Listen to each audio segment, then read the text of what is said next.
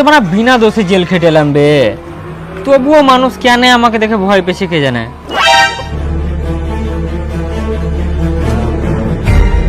আমরা তো বাবা সবই জানি বে, নিজের মা বাবাকে কেউ কি খুন করতে পারে? তুই চিন্তা করিস না পচা, সব ভগবানের উপর ছেড়ে দে।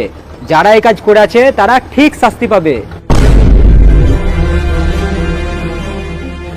মন জান খারাপ হয়েছে রে, ভালো লাগে না কিছু। বে চল, কোথা থেকে ঘুরে আসি, মন জান সব চাঙ্গা হয়ে যাবে। হ্যাঁ গোয়া যাবো গোয়া যাবো। আমি কিন্তু ভাই ট্রেনে যাব না, আমি ফ্লাইটে যাব।